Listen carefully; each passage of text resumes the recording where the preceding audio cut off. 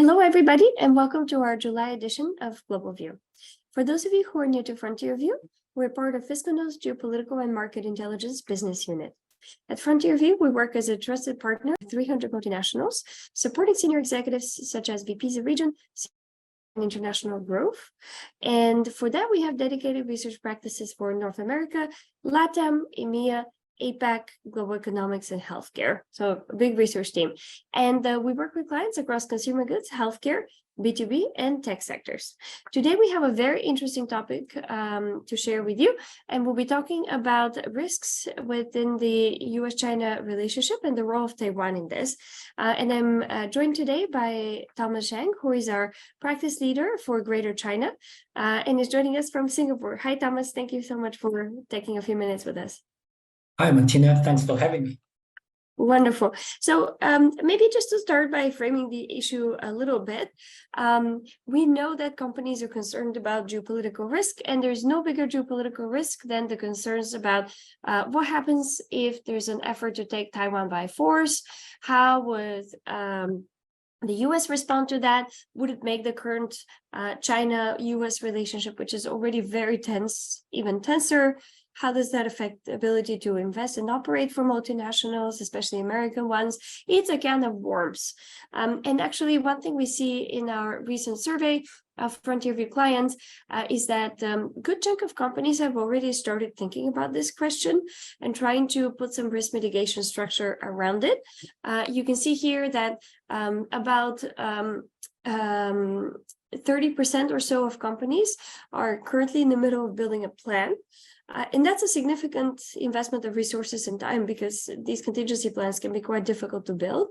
And then about 20% are actually already executing some aspects of a contingency plan or de-risking their China business. So this is really high on the agendas of senior executives that we speak to. And of course, the concerns around this risk are both in the short term, but also in the long term.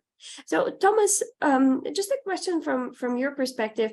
Are you seeing concerns about the nature of that relationship affecting actual investment into China as well? What are you seeing there? From our recent conversations with our clients, especially some of the American companies, obviously we are hearing more and more people start to at least talk about this issue.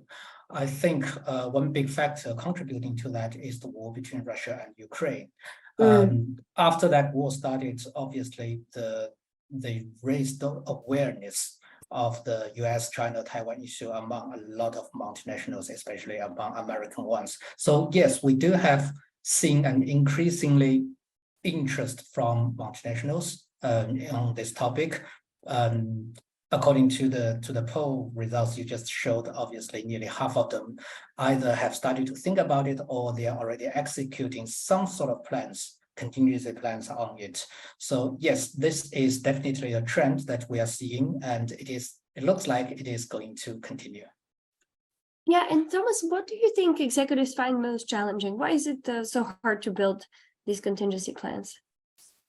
I think the biggest reason here is obviously the highly uncertain nature of this issue, because it is really it is not really anyone has any definite answers of this question. So that's why we have built scenarios trying to figure out what the companies could do on the different types of scenarios, but then it is still highly uncertain.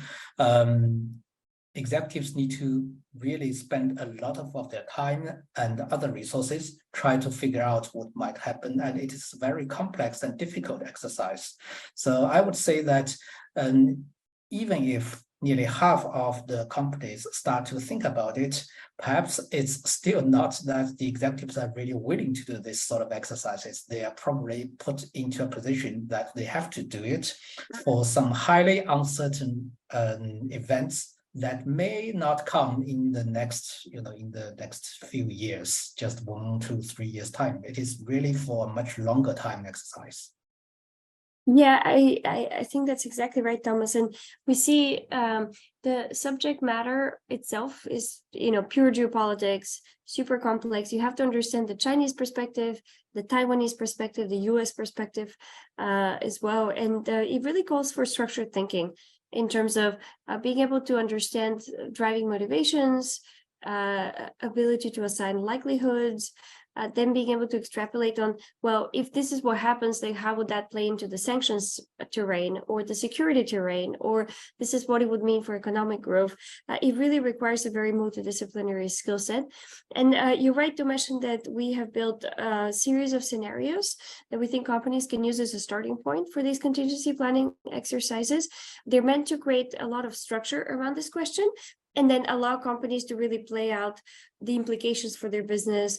How would it affect their operations? What actions do they need to take to protect themselves? But it starts with the sound foundation of analysis that takes into account, geopolitical insights, economic insights, country level, political and policy analysis, and macroeconomic modeling as well. So definitely a good starting point for building some of these exercises. And we expect that more companies will be building these contingency plans over the coming months as they are evaluating investments in China, because you almost have to have a point of view on the risk before you can make the case for additional investment into the market. And Thomas, how should we think about the time horizon? So you mentioned that some of these things might not happen today. If I'm an executive who is worried about, say, the risk of forceful takeover of Taiwan tomorrow, next year, should I be worried, or is this really much more of a longer term situation, and why? No, certainly it's not a near-term issue for executives to worry about, and that's also presumably one of the reasons why many of the executives either haven't started to think about it, or maybe just start to have a bit of the awareness of the issue. But yes, it is not an urgent issue. As you mentioned, our scenarios are actually looking at into next 10 years. So that is really a very long term in terms of business plannings for multinationals, investment plans. To be honest, I mean, who knows what would happen in 10 years' time, but that is exactly what we are trying to modeling out or work out the different scenarios over this very long period of time. So if you talk about short-term timeline, which I understand most of our executives are actually both concerned about, this year, next year, maybe next 2 years, then obviously this is not an urgent issue. We just don't think anything significant would happen across the Taiwan Strait in the next 2 to 3 years. But after 5 years from now, maybe things could start to change, or the probabilities of different scenarios could start to change. Things will have start to shift. But then 5 years, 7 years, 10 years, I understand that to many of our clients and executives, it is really too long a period of time to start to plan for. Got it. Yeah. And then maybe as a last point, I would also note that if we just take the worst case scenario, full on conflict over Taiwan, we started by working through sort of the implications of it beyond obviously the directly affected parties. And I have to say it is mind boggling, because you have very significant disruption to shipping across the Taiwan Strait, which is a substantial artery in global trade. So it doesn't matter whether or not you even have exposure to China and Taiwan, your ship is probably going to be affected by this, or by the subsequent backlogs that are going to happen.